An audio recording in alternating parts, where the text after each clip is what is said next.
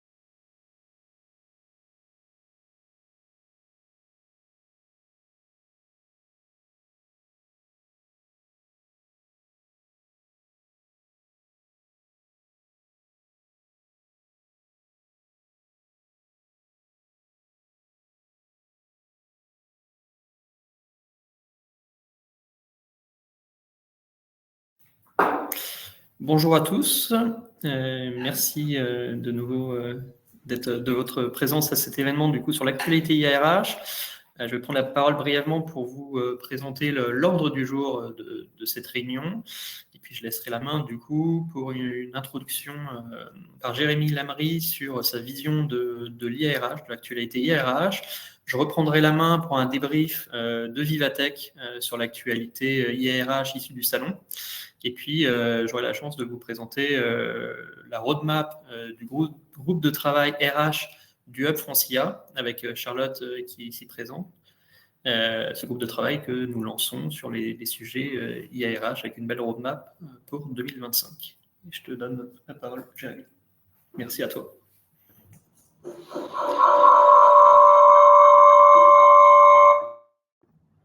Merci beaucoup Quentin. Bonjour à toutes et à tous, je suis ravi d'être parmi vous aujourd'hui. Très content de revenir dans le Hub Francia, qu'on a cofondé il y a maintenant, je crois, 9 ans. Fin 2014, quand j'ai créé le Lab RH, l'intelligence artificielle dans les RH, c'était vraiment un sous-sujet. Et on avait deux grands cas d'usage de l'intelligence artificielle à l'époque. Le premier, c'était le sujet de la prédiction et le deuxième de la reconnaissance, qui étaient les deux grandes IA avant que les IA génératives arrivent. L'IA prédictive, c'est par exemple l'IA qui va vous dire, bon, ben voilà, en fonction des candidats typiques que vous recrutez, voici les bons candidats dans votre pool de CV. Ou alors, en fonction des parcours de carrière que vous avez eu dans l'entreprise, voici les prochains parcours de carrière. Et ces cas d'usage étaient extrêmement dangereux puisqu'ils étaient toujours basés sur les données du passé. Et la RH, on le sait, n'est pas très, très exemplaire sur les données du passé, puisqu'on a énormément de biais sur, par exemple, l'égalité femmes-hommes, sur la discrimination de toute nature. Et donc, se baser sur les données du passé pour prédire l'avenir, en RH, c'est un exercice périlleux. Et donc, à l'époque, il y avait pas mal de débats sur ces sujets-là, et d'autres débats qui arrivaient, moins visibles, sur le sujet de la reconnaissance. Par exemple, on avait des startups qui débarquaient et qui disaient, bon, ben moi, voilà, je suis capable, en fait, d'analyser la manière dont les gens tapent sur leur clavier et en 30 secondes, d'identifier leur personnalité sans qu'ils soient au courant. Ce serait génial de faire ça en recrutement. Et donc, on avait plein de startups qui arrivaient comme ça et on a fondé le Lab RH au départ pour se dire l'innovation RH, c'est en train de devenir le Far West. Et si, en fait, on essayait de proposer un cadre collectif pour faire ça. Assez rapidement, on a proposé une charte éthique de l'IA dans les RH qu'on a menée avec CFE-CGC, avec quelques entreprises. On l'a proposé à plus de 500 entreprises à l'époque. Il y en a 3 qui l'ont signé, je crois. Et en fait, le sujet de l'IA n'était pas du tout prêt parce que les RH ne comprenaient pas du tout ce qu'était l'IA, il n'y avait pas de dimension stratégique. Et ça, je pense que c'est ce qui a changé ces 10 dernières années. Aujourd'hui, l'IA, elle a une dimension stratégique majeure, mais pas seulement dans les RH, dans l'ensemble de l'organisation. Et je pense que le sujet le plus critique, c'est que malheureusement, les RH ne se sont toujours pas appropriés l'IA en tant que technologie et en tant qu'usage. Il y a beaucoup de manières dont les RH doivent s'approprier l'IA. Le premier mandat, par exemple, qui leur est donné en ce moment, c'est de dire, bon ben voilà, la DSI va déployer des licences Copilot, il faut préparer les gens à utiliser Copilot et les bacs à sable ChatGPT. Donc, vous allez dérouler des formations au prompt. Et là, pour moi, c'est la première ornière dans laquelle sont tombés beaucoup de RH, c'est de dire, on va former les gens au prompt. Alors qu'en fait, derrière les IA génératives, c'est avant tout une capacité à problématiser, à dialoguer avec une technologie, avec un outil, et à pouvoir en fait découper des problèmes complexes en problèmes simples que l'IA est capable de digérer. Et on a plein de boîtes en fait qui ont commencé par former des gens au prompt, qui se rendent compte en fait que ça ne créait pas énormément de valeur, puisque les gens qui ne savaient pas bien réfléchir ne seront jamais bien promptés malgré toutes les bibliothèques de prompts qu'on pourra leur donner, et que les gens qui étaient performants deviennent presque plus performants parce qu'eux savent bien réfléchir pour le coup. Et donc, s'approprient assez vite les outils. Et on est là en 2025 avec beaucoup d'entreprises qui pensent avoir fait le travail sur cette formation et qui se disent, bon, ça ne suffit pas, donc qu'est-ce qu'on a loupé ? Le sujet, c'est vraiment ça, c'est se dire que les RH doivent passer, depuis une quinzaine d'années maintenant, de l'entreprise productive à l'entreprise apprenante. Et ça, c'est toute la difficulté parce que ça ne touche pas du tout le sujet de l'IA. Par exemple, aujourd'hui, quand vous travaillez, vous êtes censé travailler toute la semaine et à aucun moment, dans très peu de boîtes, on va vous dire tu vas avoir une journée par semaine pour te former, pour interagir avec tes pairs, pour découvrir de nouveaux usages, pour tester des choses et te tromper. Il y a très très peu de boîtes où c'est le cas.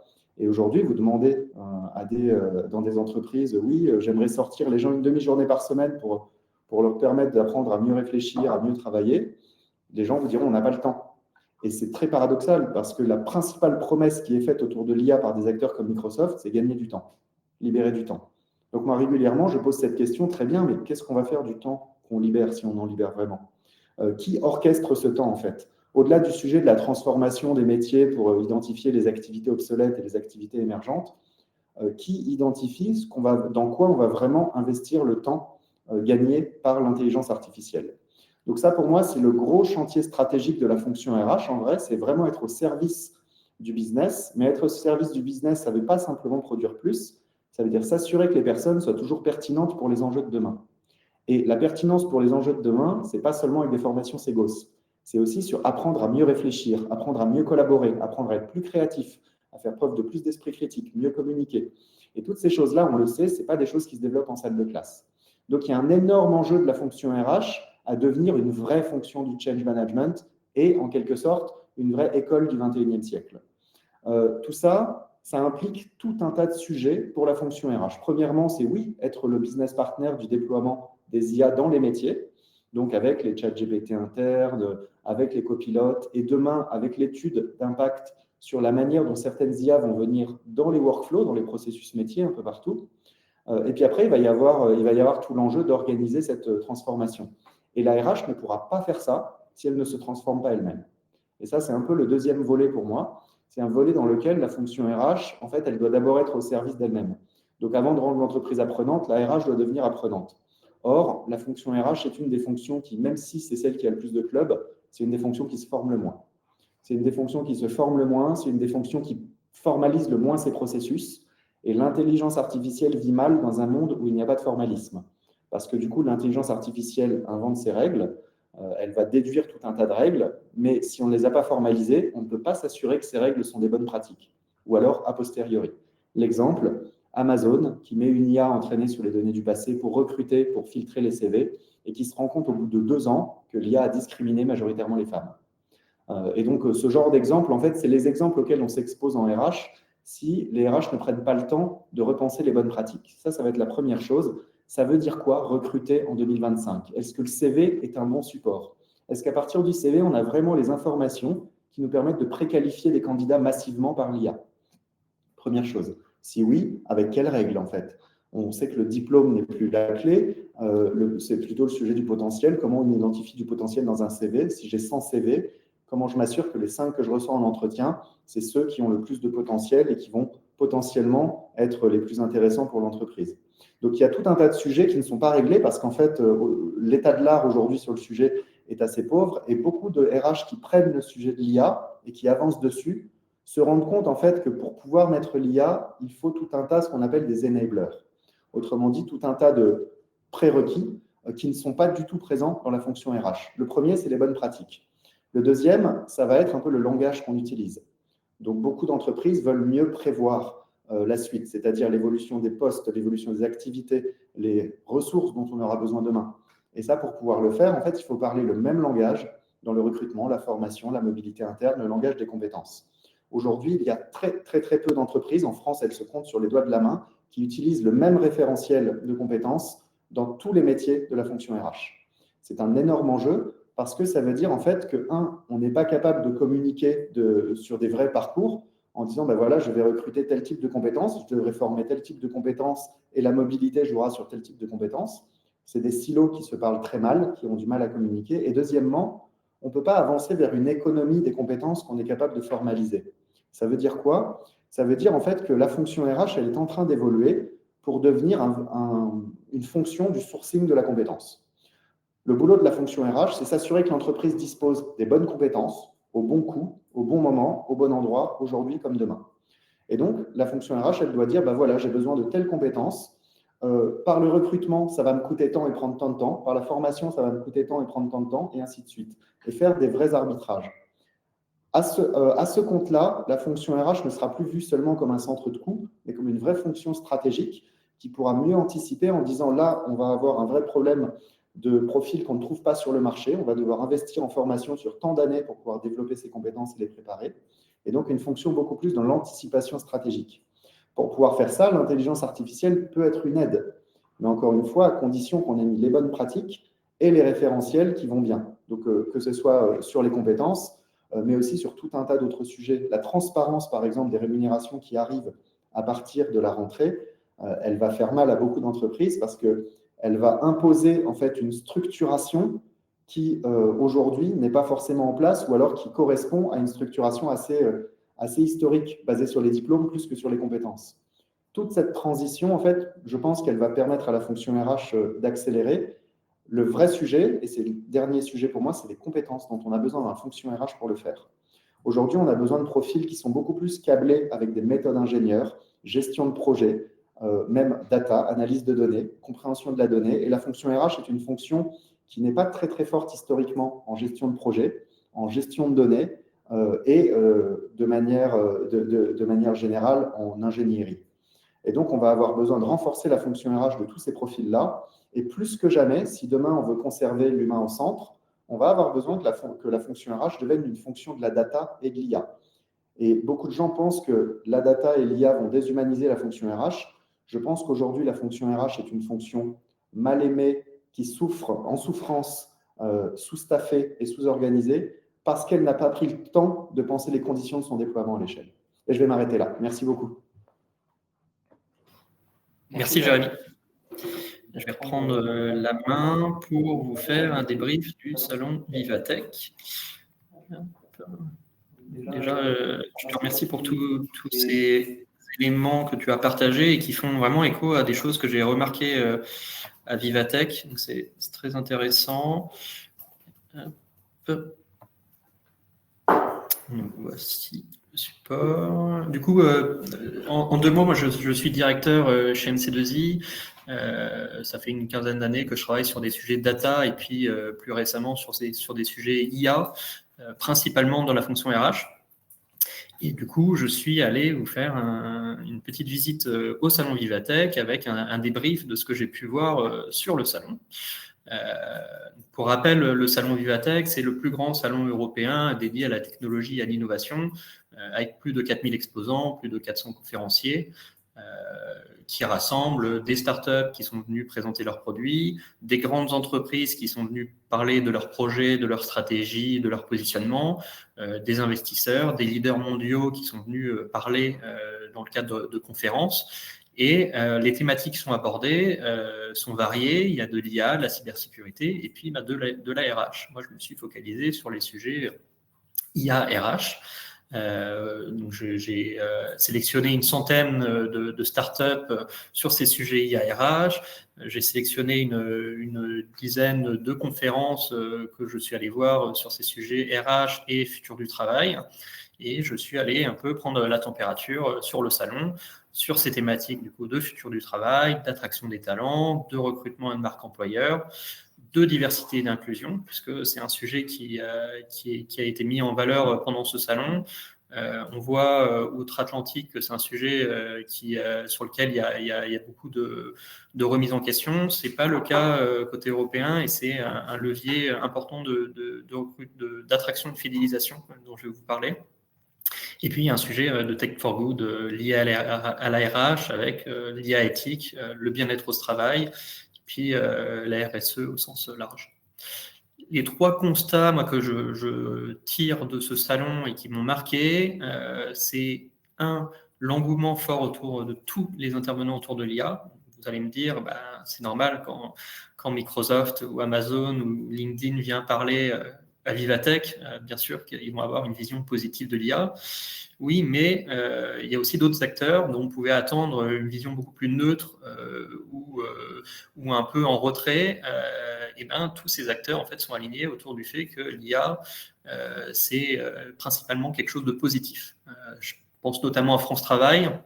Je pense à Muriel Pénicaud, l'ancienne ministre du Travail, qui est venue présenter sa vision du futur du travail. Je pense à des associations type Les Déterminés qui aident dans les quartiers en priorité de développement les jeunes à s'insérer dans le milieu du travail. Tout le monde avait une vision très positive.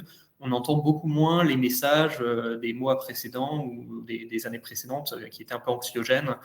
Là, on est vraiment sur un discours d'opportunité. On voit l'IA comme un levier pour rendre plus positif le monde du travail.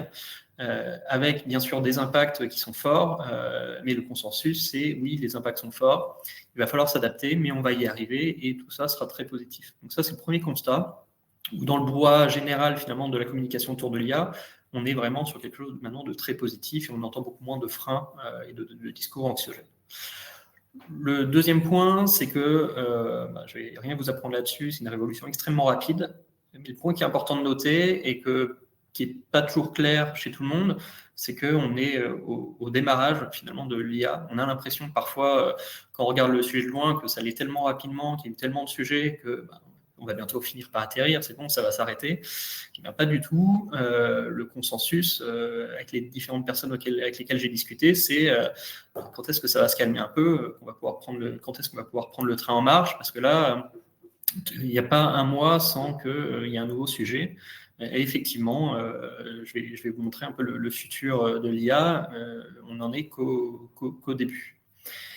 Et le troisième point, c'est que la fonction RH a beaucoup à gagner et à anticiper beaucoup à gagner, à anticiper, à tirer profit de l'IA. Il y a une marge de manœuvre qui est non négligeable là-dessus. Je dirais que c'est une fonction qui est un peu sous-représentée à Vivatech. Il y a beaucoup de choses sur plein de domaines, un petit peu moins sur la RH, mais quand même beaucoup de choses. Et voilà, il va y avoir des vrais impacts de l'IA sur la fonction RH et beaucoup de choses sur lesquelles la RH va pouvoir tirer profit. La première thématique dont je voulais parler, c'était une thématique un peu large sur l'impact de l'IA sur le marché du travail. Pas mal de conférences là-dessus, pas mal de speakers différents. Le consensus, c'est que les impacts sont pour l'instant assez compliqués à prédire finement.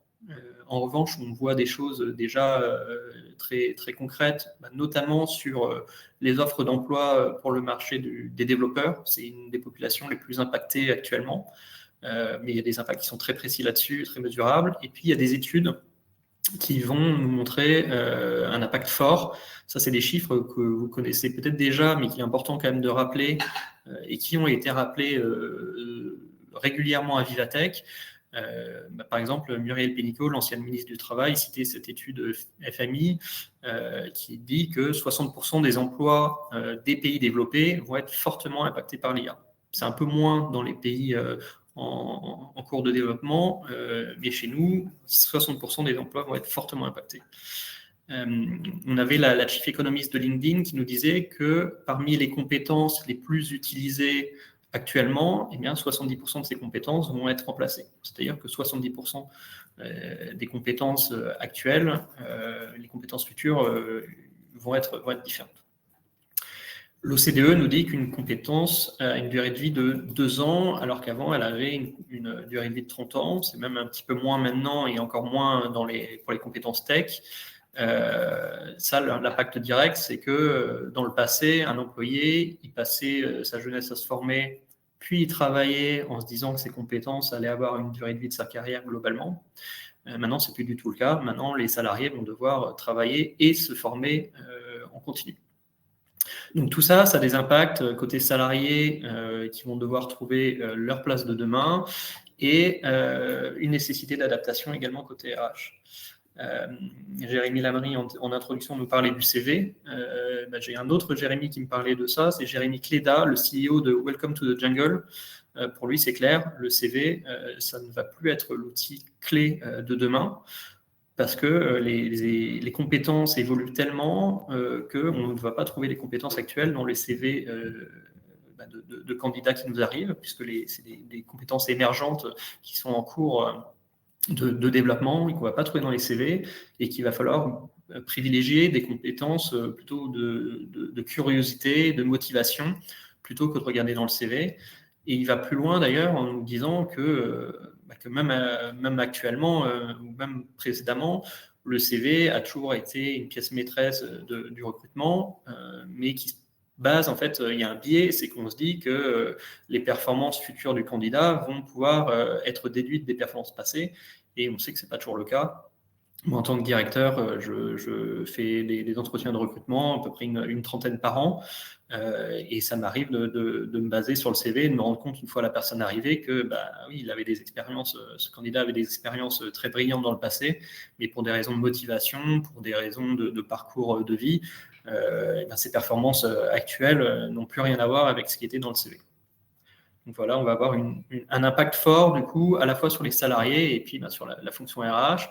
Donc, il va y avoir des notions d'attraction, de motivation et de rétention des talents.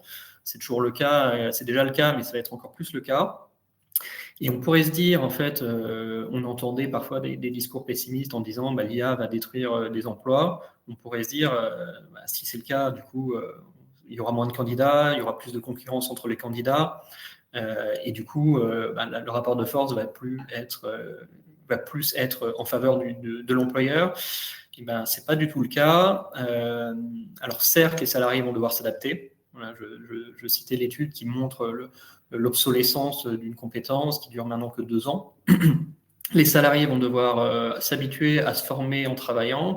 Les salariés vont aussi vont devoir s'habituer à changer de poste régulièrement, puisque les besoins des entreprises évoluent extrêmement rapidement et les exigences des postes également.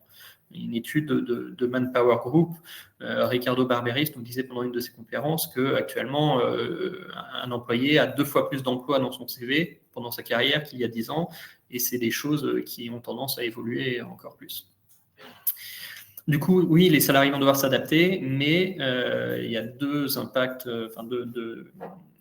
de phénomènes à prendre en compte. Il y a l'évolution démographique, notamment en France, une population qui a tendance à vieillir et une population active qui a tendance à se contracter, et un phénomène de rareté des compétences recherchées qui vont faire que le rapport de force va être clairement en faveur des candidats. C'est déjà le cas pour de nombreux postes, donc les fonctions RH se sont adaptés, mais c'est des choses qui vont s'accélérer. Et pour ça, il va falloir développer des leviers de fidélisation, d'attraction et de fidélisation. Là-dessus, rien de très exotique, c'est des choses dont on entend beaucoup parler, qu'on entend beaucoup parler. Il y a l'équilibre vie pro, vie perso, c'est quelque chose d'autant plus vrai depuis le Covid. Il y a la notion d'engagement chez les jeunes qui évolue. Les jeunes ont toujours envie de s'engager, de travailler, mais ils s'engagent sur des périodes plus courtes, il va falloir prendre ça en compte. Donc, ils s'engagent sur des périodes plus courtes, ils ont moins le sens, effectivement, parfois du sacrifice pour leur travail. Le travail est moins sur un pédestal par rapport aux générations précédentes. Mais ils ont toujours envie de s'engager. Mais voilà, sur une période plus courte, il va falloir prendre ça en compte. Il y a toujours la notion de recherche de sens. C'est quelque chose dont on entend beaucoup parler et qui est un peu vague. Mais ce qu'il faut entendre par là, c'est que les salariés ont envie que leur travail ait un impact fort. Et ils ont besoin d'autonomie. C'est les deux gros sujets là-dessus, l'impact de son travail et l'autonomie. Et ça, on sait que c'est vrai chez les jeunes, mais c'est également vrai chez des populations plus expérimentées qui ont parfois des postes très bien placés, bien payés, mais qui ont l'impression en fait d'être qu'un rouage parmi un autre dans l'entreprise parce que les processus sont trop restrictifs et finalement, ils n'ont pas l'impression que leur travail ont un vrai impact. Et l'autre pilier de la fidélisation et de l'attraction, c'est l'impact sociétal. Ça, c'est vrai, très vrai chez les jeunes. Les jeunes ont moins envie de s'engager pour des entreprises dont l'impact sociétal est vu comme négatif. Et moi, je le vois chez des consultants du cabinet, des consultants qui, souvent par méconnaissance, ont des réticences à s'engager sur des missions pour, par exemple, l'énergie fossile, la défense, le secteur bancaire également. Donc c'est important d'avoir ça en tête, que l'impact sociétal de l'entreprise est très important pour les jeunes, qu'il faut communiquer dessus et en faisant attention au greenwashing, au social washing. Donc en fait, la campagne doit être sincère parce que les gens se renseignent et attention au retour de flamme si l'entreprise communique sur des démarches RSE qui seraient pas justes, qui ne seraient pas conformes à la réalité. Comme je disais, j'ai fait le tour des startups qui proposent des solutions IARH. En toute franchise, une petite déception là-dessus. C'est des use cases. Les use cases proposés sont assez peu originaux. On voit souvent des choses que moi j'avais l'habitude de voir déjà. Je vais en parler quand même. Mais voilà, sur la partie recrutement, c'est souvent des use cases de présélection automatique de CV, donc d'analyse de CV par IA, de préqualification de candidats. Donc le candidat choisit un créneau pour son entretien, il se connecte, il est reçu par un recruteur numérique, artificiel, qui lui pose des questions et ensuite envoie une synthèse de l'entretien au RH humain qui prennent ensuite une décision. Ça, c'est des choses assez classiques qu'on connaissait déjà et qui sont beaucoup proposées par les startups. Sur le volet talent et carrière, il y a beaucoup de choses autour des compétences, donc le matching intelligent de compétences. On prend un CV et on le fait matcher par rapport au poste interne ouvert dans l'entreprise, par exemple. Des sujets d'extraction et d'homogénéisation des compétences des CV. Donc on extrait les compétences et on les stocke au format plutôt structuré pour être analysé plus facilement. Sur la partie learning, on voit beaucoup de startups qui proposent des plateformes de création automatique de contenu ou de création automatique de contenu d'évaluation pour tester les compétences sous forme de QCM, de questions ouvertes, de use case à étudier ou de réponses orales. Là-dessus, on sent une crainte via notamment par rapport notamment à l'IACT. Toutes les évaluations de ces formations sont faites par un humain. C'est vraiment l'humain qui a le dernier mot là-dessus. À part pour la partie QCM qui est objective, mais pour tout ce qui est scoring des questions ouvertes, des use cases, c'est l'humain qui fait le scoring. Il n'y a pas de scoring par IA. C'est des startups qui proposent souvent un double accompagnement, un accompagnement technologique et pédagogique avec non seulement une plateforme de création pédagogique, mais également de l'ingénierie pédagogique pour accompagner à la création de contenu. Sur la partie employé expérience, j'ai rencontré notamment une startup qui propose une suite SIRH AI native. En gros, c'est différents modules de gestion des talents et qui permet de répondre à des processus, de traiter des processus via prompt. Donc, par exemple, un employé demande à poser un congé via un prompt. Donc, ça permet d'automatiser les choses assez simplement. C'est une suite qui est à la fois complète et modulaire. Donc, tous les modules peuvent être déployés d'un coup, ou on peut dire je déploie juste le module de formation, juste le module de gestion administrative. Donc, c'était assez intéressant. J'ai rencontré une startup qui propose une plateforme de QVT gamifiée. C'est un peu difficile à mettre en place, mais le sujet est intéressant. L'idée, c'est de pouvoir récompenser les employés qui ont un impact positif sur la qualité de vie au travail via les commentaires d'autres employés. Donc, un employé rédige un commentaire positif sur le comportement d'un autre employé. L'employé concerné reçoit un nombre de points qui peut ensuite transformer en récompense sur une marketplace choisie par l'employeur. Donc, c'est assez compliqué, je pense, à mettre en place, mais l'idée de base est intéressante. Et sur la facilitation du travail des RH, j'ai rencontré une startup qui propose de stocker et consolider tous les documents PDF, donc que ce soit des formulaires d'évaluation, des contrats, toutes sortes de documents, et de les afficher sous forme de frise chronologique et de donner accès comme ça au RH facilement à toutes les informations.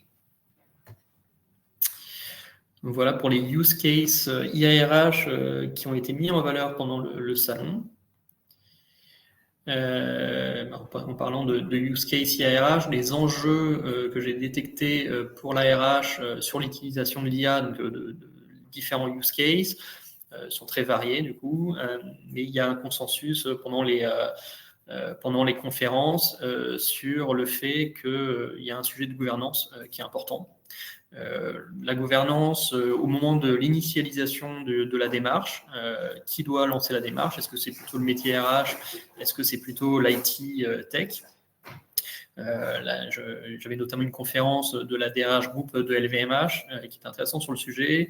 Ce qui est important à avoir en tête, c'est que c'est une démarche qui doit être métier, qui doit partir d'un besoin métier et être accompagnée par l'IT et pas l'inverse. On a besoin forcément de la DSI, de l'IT, mais on voit trop souvent l'IT ou la DSI driver le sujet. Il faut avoir en tête, et ça aussi c'est un consensus qui est revenu plusieurs fois au salon, que l'IA en entreprise, ça ne doit pas être une consolidation de projets techniques IA, mais qu'il faut vraiment mettre l'IA au cœur du métier, et du coup important de partir du métier là-dessus. Et puis une fois que les use cases commencent à être développés, c'est important d'avoir à la fois une stratégie centralisée, par contre laisser la liberté des use cases aux locaux. Donc, c'est-à-dire, par exemple, en fonction RH, au niveau de l'entreprise, avoir une stratégie centralisée sur les outils à utiliser, sur les guidelines, et par contre laisser les différentes équipes pouvoir développer leur use case. Il y a un gros enjeu de responsabilité sur l'IA. C'est des choses qui sont vraies pour hors RH, mais particulièrement côté RH. La responsabilité de l'entreprise par rapport à l'utilisation de l'IA. Donc là, il y a un gros enjeu de réduction des hallucinations. Ça, c'est un frein au déploiement de use case IARH aux employés directement. Il y a des use case IARH qui sont déployés auprès des RH, auprès des managers, mais la fonction RH trouve encore très risqué de déployer des use cases au niveau employé. En cas de mauvaise réponse, l'entreprise s'expose à des poursuites si jamais l'IA donne une réponse fausse à l'employé. Donc là, il y a un gros enjeu de réduction des hallucinations. Et puis, il y a un enjeu fort sur l'explicabilité de tous les outputs IA. Donc, les utilisateurs, ils doivent être capables de comprendre comment l'IA est raisonnée pour arriver au résultat. Et les employés doivent rester maîtres de leur décision finale, un peu comme un GPS. Si le GPS me dit de prendre un sens interdit, c'est le conducteur qui suit le GPS qui est en tort, quoi. Il y a un sujet autour de l'adoption. Les technologies IA sont là, même sur la RH. J'ai fait le constat que le domaine RH était un peu en retrait par rapport aux autres métiers, mais c'est un sujet où il y a quand même beaucoup de technologie.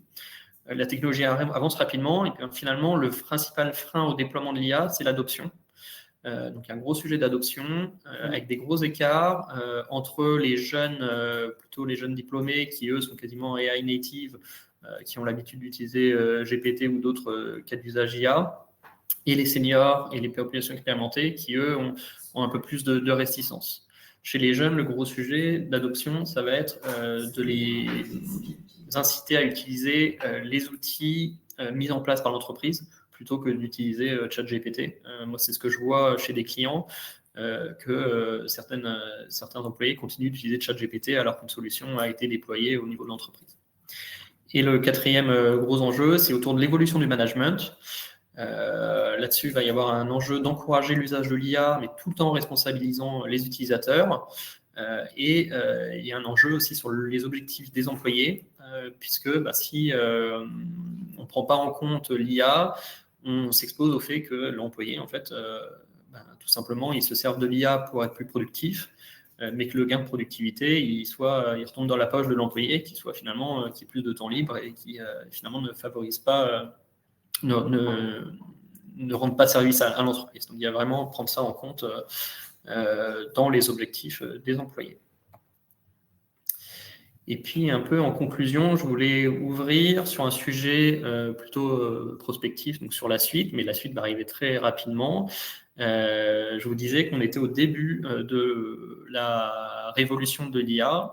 On a ici les différents types d'IA, très simplifiés, mais on commençait à parler d'IA il y a un petit moment maintenant, dans les années 60, on commençait déjà à parler d'IA, et on parlait finalement d'algorithmes, un peu data science, qui permettaient de faire des études descriptives. Donc, par exemple, prendre tout un tas de données et demander à des algorithmes de faire des groupes de données entre elles avec différentes caractéristiques, ou des études prédictives, donc donner à un algorithme des données actuelles et lui demander de prédire le futur. Donc ça, c'est l'IA qu'on peut qualifier d'IA classique, qui existait depuis les années 60. En 2022, il y a eu le boom de l'IA générative, qui est maintenant une techno très mature, qui permet de générer du texte, de l'image, du son, des vidéos, mais de manière non autonome. Donc c'est l'utilisateur qui tape un prompt et l'IA qui produit du texte, du contenu. Depuis 2023, il y a l'essor de l'IA agentique. Donc là, on n'est plus sur l'IA non autonome, on commence à avoir une IA qui est autonome. On lui donne un objectif à atteindre et l'IA est capable, de manière autonome, en réalisant des actions, d'atteindre un objectif. Et le futur de l'IA, c'est l'Artificial General Intelligence, qui est en cours de déploiement. Là, on estime qu'on est en phase de pré-AGI, avec des outils qui permettent de faire de la proto-AGI. Mais l'idée, c'est d'avoir une IA qui est capable de raisonner et d'apprendre comme un humain et dans n'importe quel domaine. Actuellement, l'IA, pour simplifier, un algorithme d'IA générative, la manière de fonctionner, c'est pour simplifier, il prédit la probabilité du mot suivant. Là, avec les AGI, on sera vraiment sur une réflexion qui prend en compte le contexte et dans n'importe quel domaine. Sur ces sujets d'AGI, très rapidement, il y a trois écoles pour les modèles. Il y a soit un gros modèle unique, type ChatGPT évolué, mais qui peut s'avérer très rigide, peu modulaire et peu efficace. Il y a l'école qui dit qu'il faut plutôt développer des petits modèles spécialisés qui permettent de spécialiser dans les données et d'être très efficaces. Mais du coup, là, il y a un risque de manque de coordination et de prolifération en fait, de différents outils. Et puis, il y a une école entre les deux qui dit il me faut finalement une IA centrale qui gère plusieurs modèles spécialisés, un peu comme si on avait l'IA qui a le cerveau et qui fait appel aux yeux, qui fait appel aux oreilles, donc des modèles spécialisés mais qui sont contrôlés par un modèle global. Donc on est au début de la révolution. Il va y avoir, je disais qu'il y avait déjà des impacts forts sur l'IA et qu'on avait du mal à les prévoir. L'artificial general intelligence, les impacts seront encore plus forts avec une automatisation qui sera radicale. On peut imaginer un processus de recrutement quasiment automatisé avec des étapes de validation humaine, pareil côté workforce planning ou succession planning. Et le rôle de la fonction RH là-dedans, ça sera de garantir l'éthique de l'usage de l'intelligence artificielle, de s'assurer de l'inclusion et de s'assurer que l'humain, le salarié, devienne un salarié augmenté, mais pas un salarié remplacé. C'est important de l'avoir en tête. Et d'accompagner les humains dans leur relation aux travailleurs définis. Ça fait écho à ce que tu disais, Jérémy, en introduction, sur les compétences. On pouvait se dire, enfin, on peut se dire que les compétences demandées pour les projets IA sont des compétences techniques, et bien finalement, ce n'est pas le cas, parce que les compétences techniques vont être assez impactées justement par l'IA et plutôt être transformées. Et les compétences qu'on voit venir comme étant très sollicitées, ça va être des compétences plutôt humaines, d'empathie, de jugement, de leadership, de sens humain, de sens éthique, pardon. Et c'est vraiment là-dessus que les employés vont devoir développer leurs compétences pour avoir une IA qui est humaine et qui permet de nous comprendre.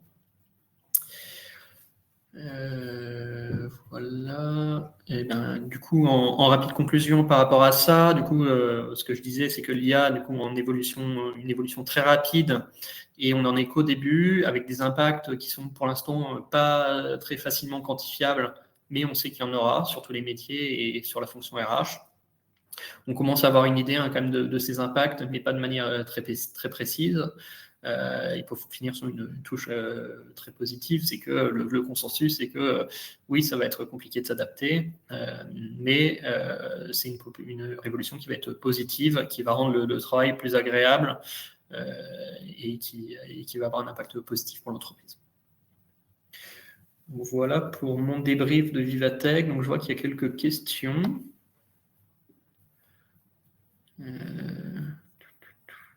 Est-ce qu'il y a des questions qui n'ont pas été répondues? Alors, on a des chats aussi. Ouais, je suis sur le chat.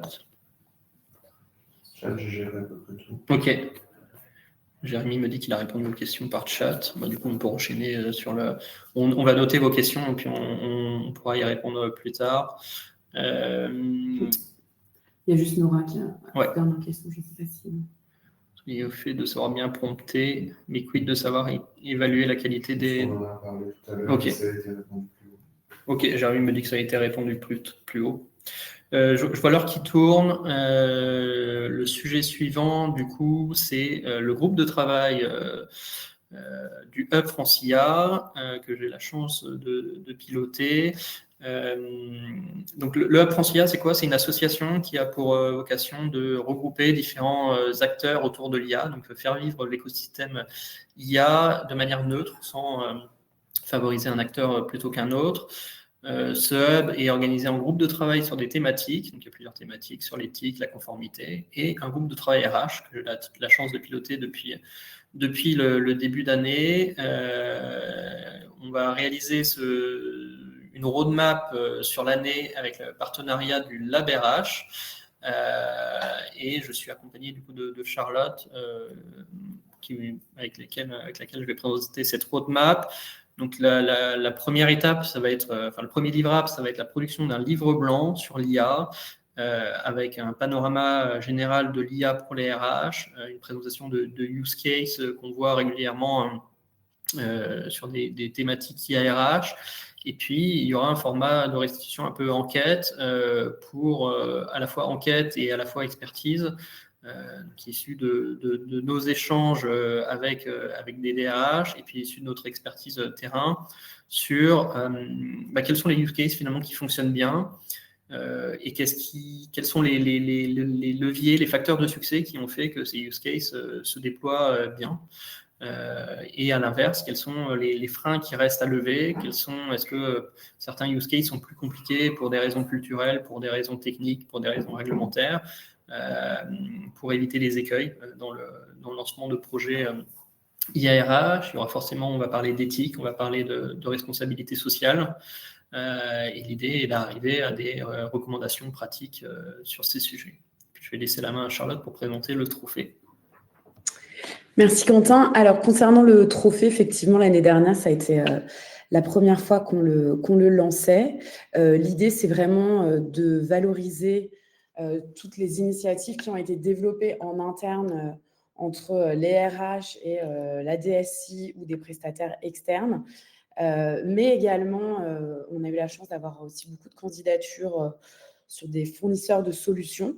Donc, ça a été très intéressant. On a eu plus d'une 50aine de candidatures avec une dizaine de finalistes qui sont passés devant un jury. Composé de professionnels, soit de l'IA, soit de DRH, voilà, donc qui travaillent tous pour une meilleure intégration de l'IA en entreprise.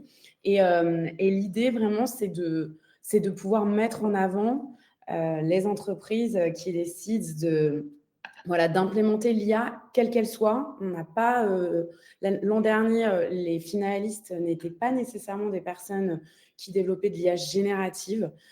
C'était vraiment sur des cas d'usage extrêmement concrets. Les grands gagnants étaient Keolis et Eurodécision, qui ont appliqué en fait une IA simple afin de favoriser et d'optimiser l'emploi du temps de leurs salariés dans le monde du transport. Donc voilà, évidemment, l'objectif, c'est de pouvoir réunir un sous-comité qui permettrait d'organiser ce prix qui sera remis a priori en début d'année prochaine. Nous n'avons pas encore fixé la date et ce sera communiqué progressivement en fonction aussi du nombre de personnes qui souhaitent s'investir dans ce projet. Voilà, et puis du coup, pour la partie livre blanc, du coup aujourd'hui, autour de ce webinaire, il y a des membres du groupe de travail et puis il y a également des clients MC2I intéressés par des sujets IARH. L'idée, c'est de solliciter un peu tout le monde pour avoir votre vision du terrain et pouvoir sortir des choses concrètes de ce qui est fait actuellement en entreprise. Je vais finir par une slide de remerciements. Je voulais te remercier déjà, Jérémy, d'avoir pu te libérer ton temps pour nous présenter ta vision. Je voulais remercier Mélanie Arnoux du Hub Francia pour sa confiance qu'elle m'a accordée en tant que pilote du groupe de travail. Charlotte et Anna pour la roadmap qu'on a travaillé ensemble sur ce groupe de travail. Fabien également, qui m'a permis de mettre le pied à l'étrier et de faire mes premiers pas en tant que pilote. Et Séverine du Lab RH qui va nous accompagner sur ces sujets, sur le livre blanc notamment grâce à la mise en relation de son réseau. Merci à tout le monde. Et puis, quelques actualités du réseau. On a ce podcast Un jour un outil dans lequel Lobna nous parle d'un outil SIRH, IARH sous forme de podcast. Ça permet d'y voir plus clair sur quels sont les outils SIRH et IARH disponibles. On a un membre qui a créé une fresque de l'IA pour les RH. C'est un sujet intéressant qui s'adresse à tous les acteurs menés à travailler sur les sujets IA-RH, que ce soit plutôt des acteurs IT, des acteurs métiers. L'idée, c'est de voir quels sont les impacts de son travail avec une vision IA-RH. Il y a la CNIL qui sort une consultation c'est une consultation publique sur les systèmes d'intelligence artificielle et qui pose quelques questions pour, pareil, recueillir une vision du terrain. N'hésitez pas à me contacter, je vous donnerai le lien pour ces éléments. Et la quatrième actu, c'est Parlons RH, qui a sorti un baromètre de l'IA appliquée au RH. Et je vous invite à me contacter, je vous donnerai les informations concernant ces documents et ces événements. Je peux juste me permettre de rajouter. Oui, on a mis quelques sondages. Ce serait bien qu'on ait un maximum de réponses. L'objectif, c'est de faire vivre ce GT au maximum. Donc, ça avec le trophée, avec le livre blanc. Mais l'objectif, c'est vraiment de faire vivre l'écosystème en essayant de répondre au maximum de questions. Et on vous soumettra un questionnaire plus approfondi pour qu'on puisse éventuellement avoir des moments avec des interventions sur des sujets particuliers qui puissent nourrir la réflexion et faire avancer de manière concrète sur ce sujet. Donc, merci de participer. Merci. Et du coup, le prochain rendez-vous, ça sera en septembre.